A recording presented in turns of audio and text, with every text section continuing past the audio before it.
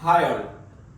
Just 2 weeks മാത്രമാണ് നമ്മൾ NEET P G എക്സാമിനുള്ളത്. അപ്പോൾ കുറേ പേർക്കുള്ള സംശയമാണ് ഈ സമയത്ത് എന്ത് ചെയ്ത് കഴിഞ്ഞാലാണ് നമുക്ക് റിസൾട്ടിൽ മാക്സിമം ഇമ്പ്രൂവ്മെന്റ് കിട്ടുക എന്നുള്ളതാണ്. ചില സ്പെസിഫിക് ആയിട്ടുള്ള കാര്യങ്ങൾ നമ്മൾ ചെയ്യേണ്ടതുണ്ട്, ചില സ്പെസിഫിക് ആയിട്ട് കാര്യങ്ങൾ നമ്മൾ ചെയ്യാൻ പാടില്ലാത്തതുണ്ട്. സോ ഈ സമയത്ത് ഏറ്റവും നന്നായി ഫോക്കസ് ചെയ്യേണ്ടത്, ചില ആളുകൾക്ക് തെറ്റിദ്ധരിച്ചുകൊണ്ട് വിചാരിച്ചിരിക്കുന്നത് നമുക്ക് പഠിക്കാത്ത ചില സബ്ജക്റ്റിൽ കൂടുതൽ ഫോക്കസ് ചെയ്യാം. ഒരിക്കലും ചെയ്യാൻ പാടില്ല. നമ്മൾ ചെയ്യേണ്ട 3 കാര്യങ്ങളുണ്ട്. ഇതിൽ നന്നായി ഫോക്കസ് ചെയ്ത് കഴിഞ്ഞാൽ ഈ വരാൻ പോകുന്ന റിസൾട്ട് നന്നായിട്ട് ഇമ്പ്രൂവ് ചെയ്യാൻ പറ്റുന്നതാണ്.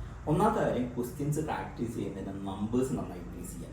ഈവൻ ദോ ഓരോ ക്വസ്റ്റ്യൻസിന്റെ എക്സ്പ്ലനേഷൻ ഡീപ്പായിട്ട് വായിച്ചിട്ടില്ല എന്നുണ്ടെങ്കിലും നിങ്ങൾ ഇത്ര കാലം പഠിച്ച പഴയ മെമ്മറീസ് ഒക്കെ മേ ബി 1 or 2 ഇയേഴ്സ് നിങ്ങൾ ഇരുന്ന് പ്രിപ്പയർ ചെയ്യുന്നുണ്ടാവും. അതിന്റെ പല ക്വസ്റ്റ്യൻസിന്റെയും നിങ്ങൾ ആൻസർ എത്തുന്നതിലേക്ക് രണ്ടാമത് നിങ്ങൾ ആ തോട്ട് അതിലൂടെ പോകണമെന്നുണ്ടെങ്കിൽ മൾട്ടിപ്പിൾ ക്വസ്റ്റ്യൻസ് ചെയ്യണം എന്നുള്ളതാണ്.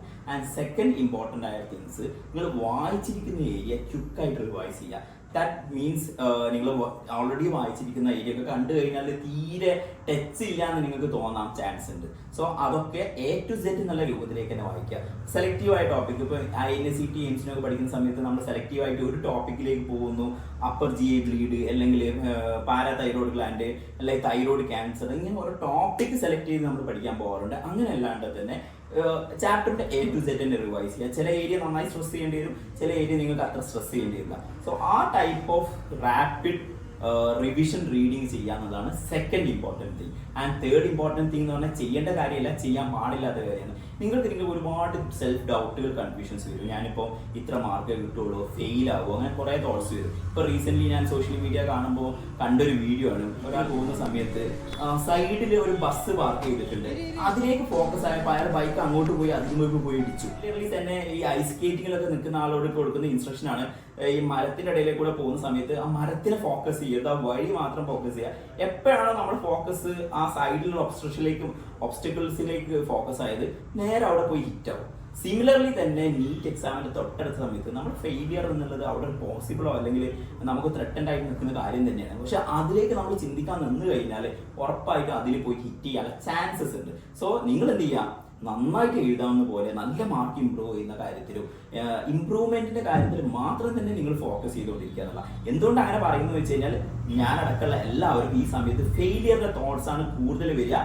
എനി ഹൗ അത് അവോയ്ഡ് ചെയ്യുക എന്നുള്ളത് ഏറ്റവും ഇമ്പോർട്ടൻ്റ് ആയ കാര്യമാണ്. അത് ചെയ്യാൻ പഠിച്ചു കഴിഞ്ഞാൽ തന്നെ ബാക്കി നേരത്തെ പറഞ്ഞ 2 കാര്യങ്ങളും നിങ്ങൾ ഫോക്കസ് ചെയ്യാൻ തുടങ്ങും, നല്ലൊരു മാർക്കിലേക്ക് എത്താൻ പറ്റും. സോ 2 വീക്സ് ബിഫോർ ഉള്ളതിന്റെ ഏറ്റവും ഇമ്പോർട്ടൻ്റ് ആയ കാര്യം, നിങ്ങളുടെ ഫോക്കസ് സക്സസിലേക്ക് മാത്രം കോൺസെൻട്രേറ്റ് ചെയ്യുക. പ്രോഗ്രസീവ്ലി ഇമ്പ്രൂവ് ചെയ്യുന്ന കാര്യത്തിലേക്ക് നോക്കുക. അതിന്റെ കൂടെ തന്നെ ഒരു പോയിന്റ് കൂടി ആഡ് ചെയ്യട്ടെ, മാജിക്സിനെ കുറിച്ചൊന്നും ആരും എന്താ പറയുക ചിന്തിക്കരുത്. അതായത് നമ്മളിപ്പോൾ കിട്ടുന്നതിനേക്കാൾ കുറച്ച് മുകളിലുള്ള മാർക്കിലേക്ക് ഫോക്കസ് ചെയ്യുക. ഇപ്പം ഞാൻ ഓൾറെഡി ഒരു 110 വാങ്ങിച്ചിട്ടുള്ളൂ. August 11 അത് ജസ്റ്റ് ലൈക്ക് 150ലേക്ക് 160ലേക്ക് പെട്ടെന്ന് ജമ്പ് ചെയ്യുന്നില്ല. പ്രോഗ്രസീവ്ലി വർക്ക് ചെയ്ത് ഇമ്പ്രൂവ് ചെയ്യുന്നതിൽ മാത്രം തന്നെ കോൺസെൻട്രേറ്റ് ചെയ്യുക. And always be optimistic. നമ്മൾ ഡിസ്ട്രാക്ഷൻസിലേക്കോ ഫെയിലിയറിലേക്കോ ഫോക്കസ്ഡ് ആവരുത്. സക്സസിലേക്കും മാർക്ക് ഇമ്പ്രൂവ് ചെയ്യുന്നതിലും ഫോക്കസ് ആക്കുക. നേരത്തെ പറഞ്ഞ 2 കാര്യങ്ങൾ നോക്കുക, multiple questions practice and rapid revision.